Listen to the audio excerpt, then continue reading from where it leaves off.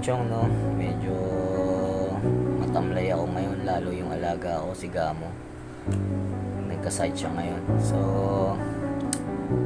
bali, dadali natin siya sa vet, no, para alamin natin kung anong nangyari. Kung bakit siya nagtumal kumain. Parang maga yung policy niya. Kasi yung isang aso ko, hindi mo po.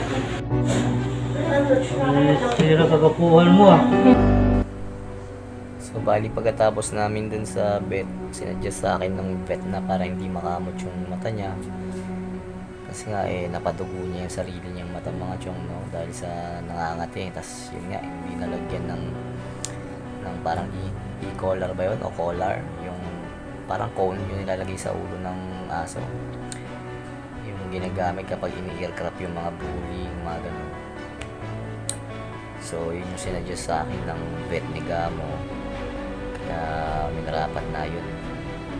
Actually may nabili naman tayo dito para kay Gamo, so kakabit natin yun.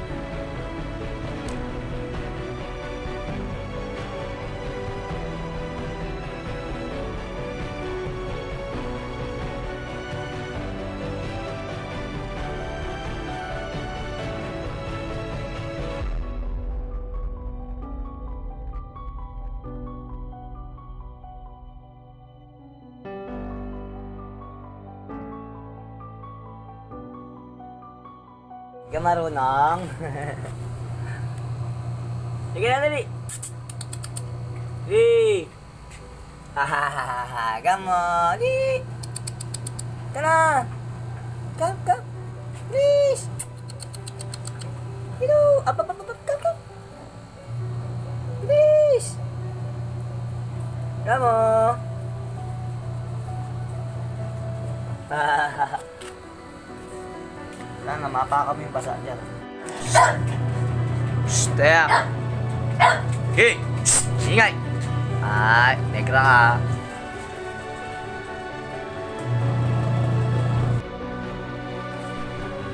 So, ayan na. Bali, mapapansin mo talagang nanghihina si Gamo. Meron siyang liver failure, no? So, naresetahan naman na siya ng mga gamot. Bali, i-start siya ng gamot para mas lalong madali siyang gumaling. So, Doxyvet, liver, parang ano yan, sa liver, support sa liver, tas para sa iron, then may immunol din siya, tas yung vitamin C niya, no? So, marami-rami siyang iinumin ngayon mga chong. May antibiotic din siya. So, yan, kung mapapansin nyo yung mata dyan, no, pikit. Pero pag binulat nyo yan mga chong, sa loob nyan, kulay pula kasi puro dugo.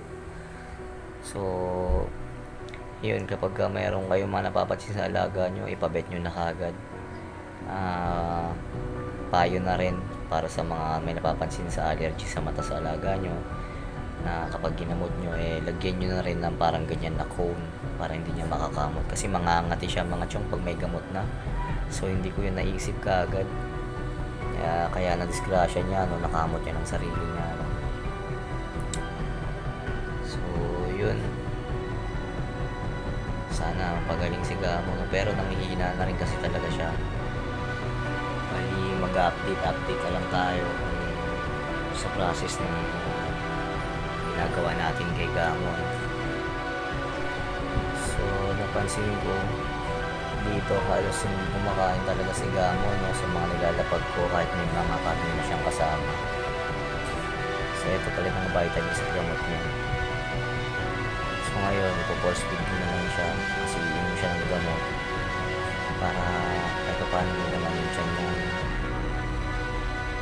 So, ganyan na rin gagawin nyo sa alaga nyo mga chong kapag ayaw kumain. Mas mainam kung may blender kayo, i-blender nyo yung mga mix nyo na pagkain, yung mga pwede sa mga may sakit na pagkain aso, yung para madali silang makarecover.